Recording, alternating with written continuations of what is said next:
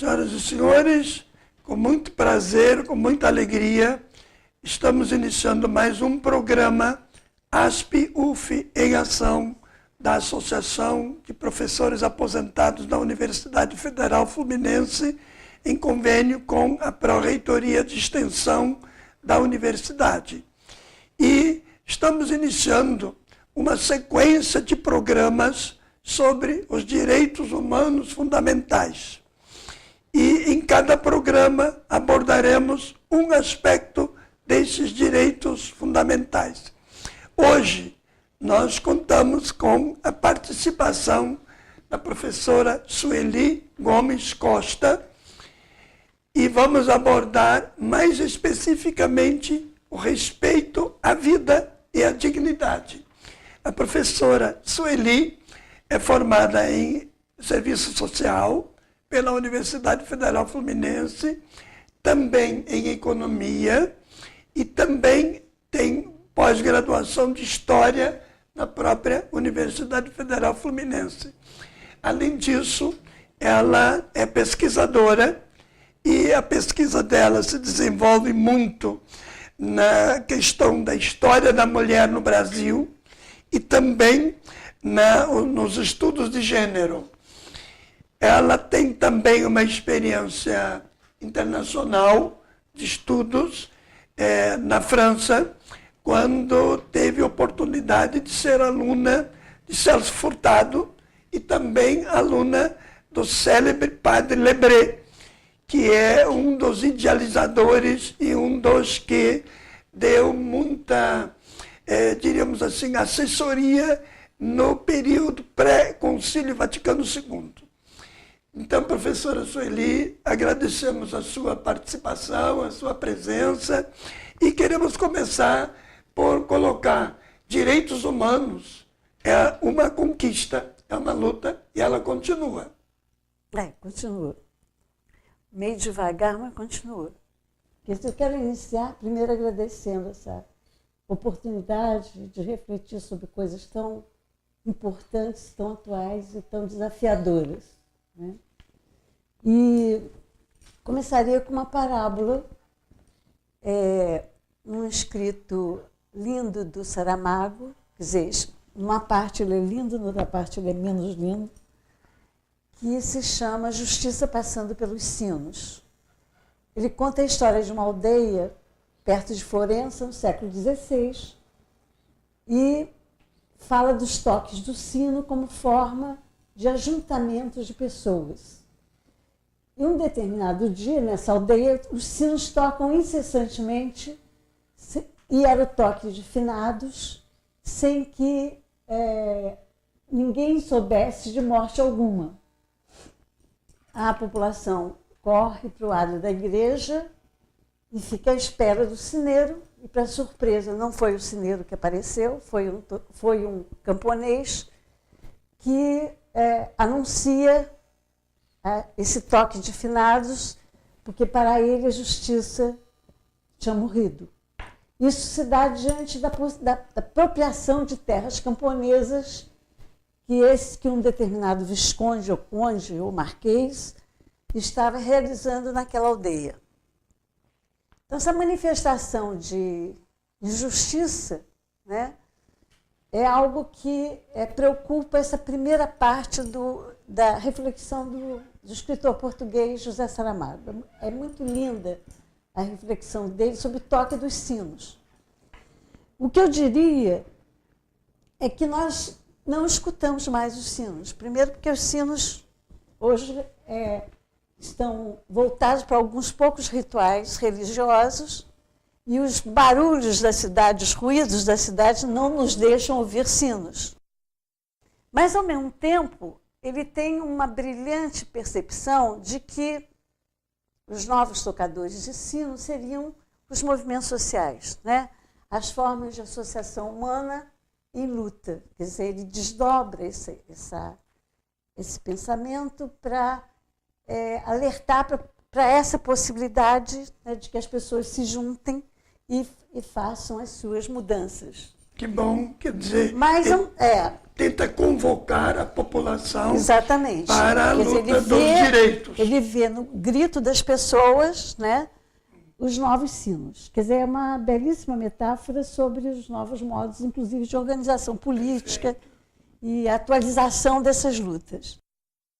Mas, ao mesmo tempo, ele, me parece, uma segunda parte desse documento, eu trabalho sempre com esse documento no curso introdutório ao estudo de políticas sociais. Ao mesmo tempo,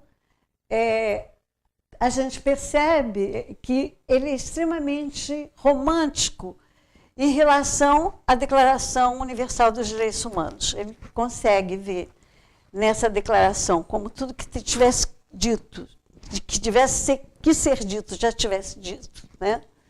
E acredita que essa continua sendo ainda um guia para os tempos que correm. Perfeito, porque a declaração é pós-Segunda Guerra Mundial. Segunda Guerra Mundial. E como é pós-Segunda Guerra Mundial... Está fazendo 60 anos. Está fazendo 60 anos. Então, nós estamos exatamente retomando a Declaração Universal dos Direitos Humanos e hoje a gente está querendo refletir mais sobre dois desses direitos. No artigo 1º, a declaração diz claramente: todos os seres humanos nascem livres e iguais em dignidade. E no artigo 4º, ela diz também que, aliás, artigo 3º, que todo indivíduo tem direito à vida, a liberdade e a segurança pessoal. Por isso que a gente hoje está se refletindo, está se limitando um pouco à questão do respeito à dignidade e à vida. E aí eu lhe colocaria, como é que entender isso hoje, o respeito à dignidade humana? Bem, essa me parece a questão, inclusive a questão da parábola, né? Quer dizer, não são as formas de protesto, elas estão mudadas, como elas estão extremamente associadas a interesses muito particulares, né? Se você olhar o conjunto dos movimentos sociais, o conjunto de causas, a formação sindical, etc., as causas são muito autocentradas em questões específicas e nunca nas questões de sobrevivência humana. E o resultado de tudo isso são esses mares poluídos, são as nossas florestas derrubadas.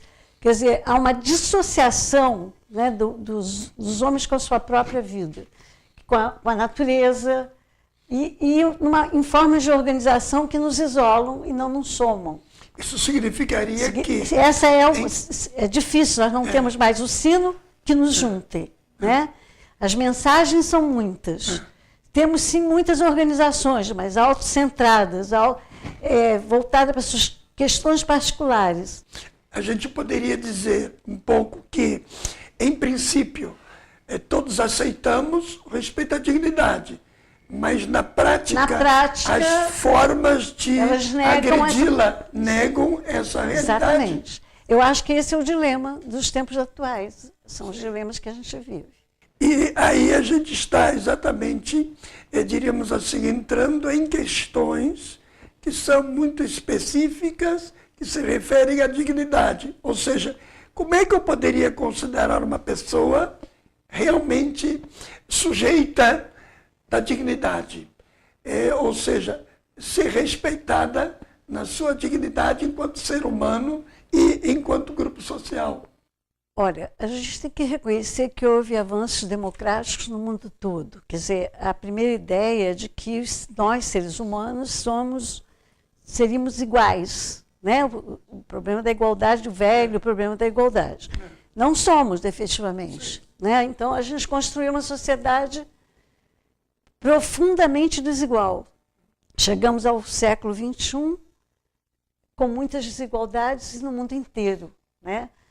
E as formas de conquista de dignidade humana, elas são as mais plurais e as mais diferentes entre si. As noções de dignidade humana, né? E a gente tem um exemplo, eu estava antes do programa começar, relembrando a questão da África atual, né?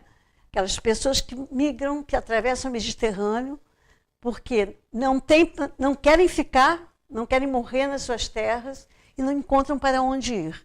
E para onde vão, elas não são benquistas, elas não são queridas, elas não são desejadas. Então, as mortes no Mediterrâneo, acho que são um exemplo mais cruel e mais atual dessa indiferença para com a construção da igualdade. Eu acho que esse é um momento direitos fundamentais da pessoa.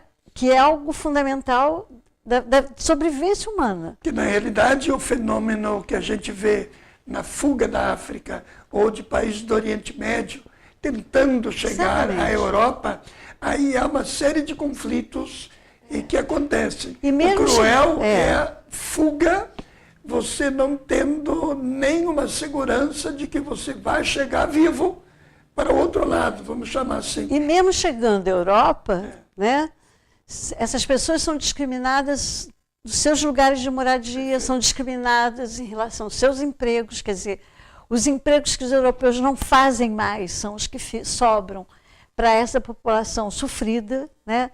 Nós temos exemplos no país também, no nosso país, quer dizer, as hierarquias sociais, elas predominam acima de qualquer coisa, há um topo da pirâmide social que tem dignidade total, e tem uma grande massa que tem a falência a partir do nascimento, condições de nascimento, por exemplo, nos hospitais públicos ou mesmo na vida privada, sem nenhum cuidado, etc. Então, aí renasce um pouco a relação do mais e do menos. Do mais e do menos. Que é um pouco a relação Europa, América, Ameríndia, exatamente. Europa, África, e África. Um pouco a relação dos mais e dos menos, como se os mais tivessem mais dignidade e mais direitos. Perfeito. Essa relação é uma relação histórica. Ela é fundamental para que se pense em dignidade para todos.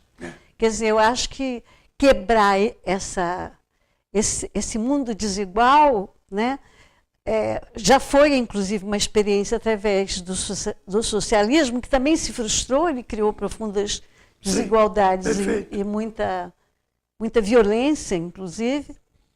Então, eu acho que a gente tem que pensar um novo caminho civilizatório em que as pessoas valham por ser simplesmente humanas. Quer dizer, essa simplificação seria o máximo da sofisticação dos direitos humanos. Agora, eu acho a Carta, a Declaração Universal dos Direitos Humanos, mais poética, né, do que algo que traga efetivamente resultados concretos, ou que tenha trazido resultados concretos. Perfeito. Se faz no calor do fim da guerra, na vontade do perdão, etc., mas eu penso que ela é uma carta. Professora, texto, né? Até nós vamos voltar a essa questão no nosso segundo bloco, de vez que estamos no final do nosso primeiro ótimo. bloco. E fiquem atentos, fiquem conosco. Daqui a pouquinho voltamos a conversar com a professora Sueli Gomes Costa, que está conosco. Muito obrigado.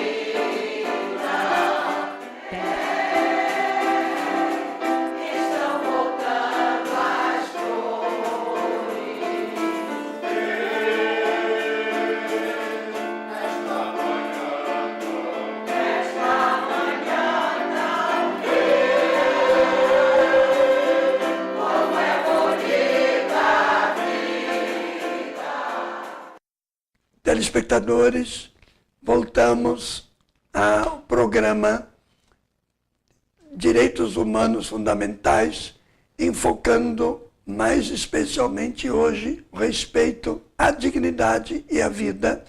e contamos com a participação da professora Sueli Gomes Costa, aqui titular da Universidade Federal Fluminense, a quem agradecemos a participação. No bloco anterior, nós terminávamos conversando sobre os direitos, a Declaração dos Direitos Humanos Fundamentais. Na realidade, a declaração ela foi assinada pós Segunda Guerra Mundial.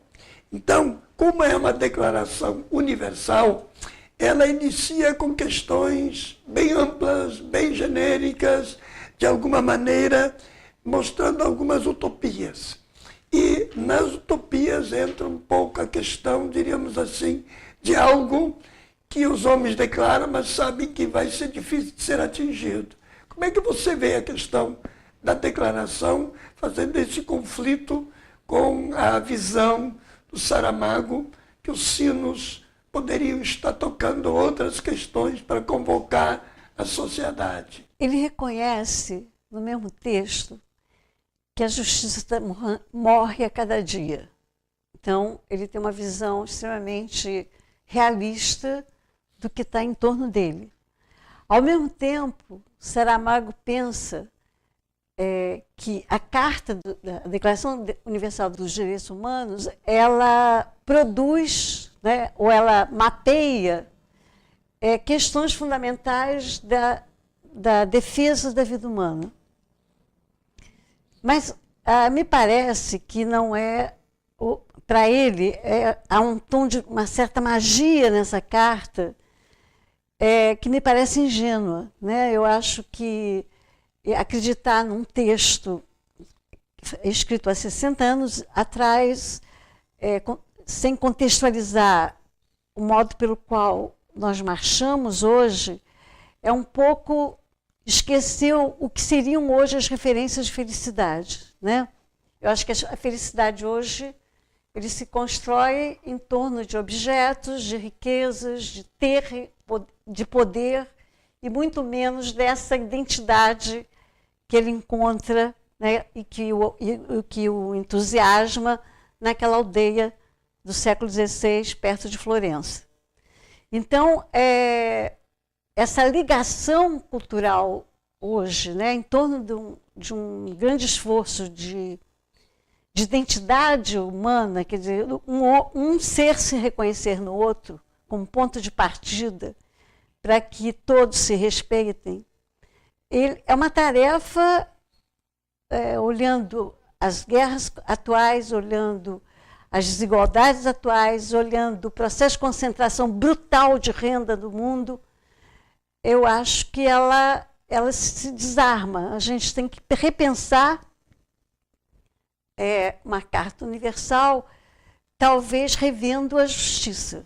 Talvez revendo esses princípios que podem exatamente dar origem para um novo pensamento mundial. Porque, na realidade, a Carta ela foi redigida numa época em que a gente sai da guerra, com 50 milhões de mortes, com países arrasados, com famílias totalmente arrasadas e tal. Então, ela, de repente, teve uma significação numa época e hoje ela tem que ser repensada. Perfeito. E quando você diz que a justiça é morta todo dia, aí a gente entra exatamente no direito à vida. Quer dizer, hoje nós também poderíamos dizer a vida é morta todo dia. Todo dia, a vida é morta. E esse fenômeno é um dos grandes fenômenos da nossa sociedade. E no caso brasileiro, por exemplo, vamos pegar a criminalidade juvenil, né? Essa que está assustando as pessoas nos trajetos de marcha à beira do mar, nos passeios que se faz, é sempre alguém, né, para matar alguém e tirar algo de alguém. É uma prova de não reconhecimento do outro como igual a si mesmo, né? Nós não conseguimos reconhecer essas pessoas como iguais a nós, nem eles se reconhecem como iguais. Quer dizer, eles são... É como se você matasse um animal feroz, como se você... Nós não representamos nenhuma humanidade para aquele ser que eu tenho certeza é capaz de amar, é capaz de se distrair, é capaz de cantar um samba, é capaz de tocar muito bem um pandeiro. Quer dizer, essa esquizofrenia social, né, em que se perde o reconhecimento uns dos outros, é incapaz de produzir respeito à vida e dignidade à vida. O grande problema é exatamente essa é a grande questão. Até certo ponto, a gente falar em respeito à vida é uma questão cruel, porque a gente dizer todo mundo tem direito à vida, Perfeito. e você precisa respeitar a vida dos outros, falar isso é até certo ponto um tanto cruel. Perfeito, é isso. E se a gente recuperar a história do próprio Brasil, né, a experiência escravagista, por exemplo, que foi uma das mais cruéis do mundo, sem dúvida, ela aceitou o isolamento, né, ela aceitou a apartação.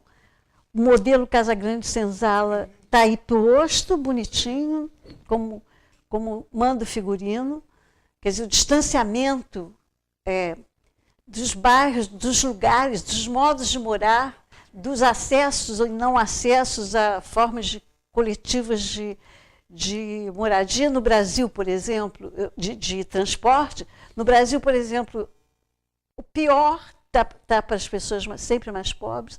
Essa cultura do automóvel que entope ruas porque ninguém usa mais coletivo, porque os coletivos são insuportavelmente desagradáveis de serem vividos, ela está aí espalhada. Essas formas de viver, elas se confirmam, né, numa justiça absolutamente cega a essa realidade social.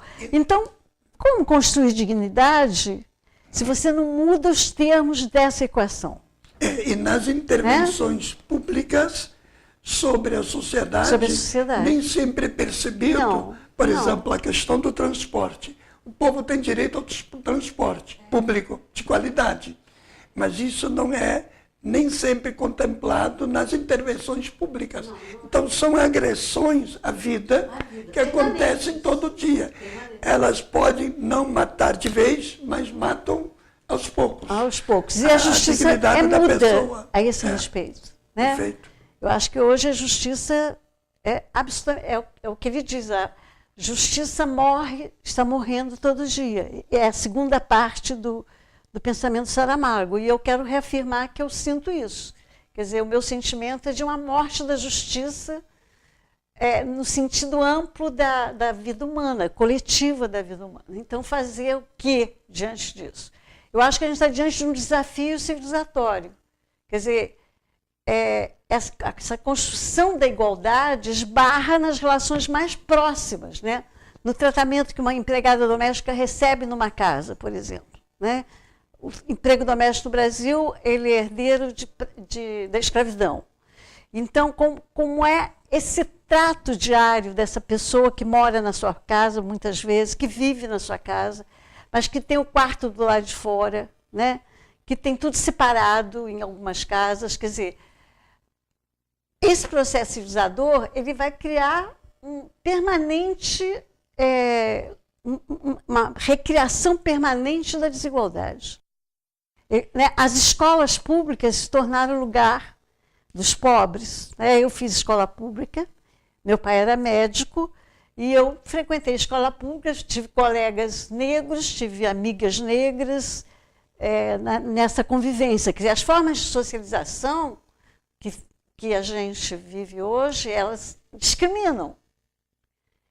E aí a gente poderia começar a pensar um pouco mais como seria, ou quais seriam os princípios de uma sociedade pensada no respeito à vida e à dignidade. Quer dizer, sonharmos condições, possibilidades sim, eu acho que de pensar numa sociedade realmente que atenda teoricamente e praticamente a dignidade e a vida. Como é que seria essa sociedade? Eu acho que essa é a indagação. Começar por onde? Né? Acho que a gente começa no cantinho da gente, na casa da gente, nas relações que a gente estabelece com as pessoas na vizinhança, no bairro, né? Para novamente formar aquela população que acorre quando o sino toca. né? E não viver essa vida individual, isolada, que aparece tanto, por exemplo, na filmografia moderna, né? No cinema europeu, no cinema, e mesmo no cinema americano. A profunda solidão de alguns mortos recentes, né? Atores que aparecem mortos sozinhos num apartamento de alto luxo. O que é isso? Né? Ele morreria assim no século XVI? Não morreria. Há 400 anos atrás, o sino tocaria, ele seria velado. Né? Então, a própria solidão das pessoas, que é um marco desses tempos, é parte dessa negação de direito. E na solidão, a perda do sentido do sentido viver. Do viver em grupo. E aí, quando alguém chega ao final de perder o sentido do viver, ele chegou ao fim total, infelizmente. Então, na sociedade, quando você diz que a sociedade, a mudança começa um pouco no nosso círculo pequeno. É o que o autor muitas vezes diz, seja a mudança que você quer ver no universo. Cria a mudança que você quer ver no universo. Seria um pouco essa a nossa perspectiva. A gente tem que adotar uma perspectiva desse tipo, eu acho. Então, esse é um desafio, a meu ver, civilizatório. Não tem escapamento, não tem declaração universal dos direitos humanos que coloque isso em prática, né? Se a prática social muda tão pouco. No sentido de criar dignidade à vida e à pessoa. Então, nós estamos nesse princípio discutido hoje, nesse programa, respeito à dignidade e à vida. E aí estamos colocando de que precisamos encontrar fundamentos para redefinir as relações das pessoas, redefinir vamos dizer os modos assim, de convivência. A convivência, e com isso resgatar um pouco toda a história, porque a história nos levou e nos está levando continuamente para discriminações, para desigualdades. E para isolamento. Né? Para o isolamento. E o isolamento é dos piores problemas, tanto sociais como psicológicos, que nós temos no mundo de hoje. Perfeito? Talvez você quisesse concluir a sua colocação. Não, eu só lembraria que... nós estamos já chegando ao final quase do programa, então talvez alguma palavra sua no sentido que fechar eu quero quero apostar na possibilidade, né, dos sinos voltarem a serem ouvidos, das pessoas conseguirem atender os chamados, né, se juntarem em torno das grandes causas que mudam esse mundo que a gente vive e criar um compromisso com essa mudança como forma de sobrevivência humana, né? Porque o planetinha também está muito maltratado no mundo inteiro. Quer dizer, ele não aguenta mais as formas de espoliação a que ele está sujeito, a que ponto se levou a ganância pelo lucro, o modelo que enriquece, a favor de uma vida em consonância com a natureza e em consonância com os outros seres humanos. Eu acho que então,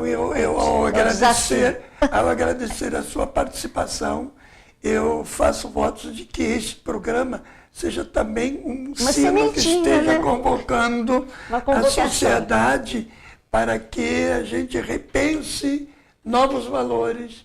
E eu agradeço muito a sua participação, professora Sueli Gomes Costa, e em nome do programa da Associação dos Professores Aposentados da Universidade, convido a todos a entrar neste programa e em outros programas. O telefone e o e-mail, o site estão na tela para que vocês possam acompanhar a nossa programação junto com a Pró-Reitoria de Extensão, tendo abordado, embora assim rapidamente hoje, o tema direitos fundamentais, o respeito à dignidade e à vida. Muito obrigado a você e muito obrigado a todos.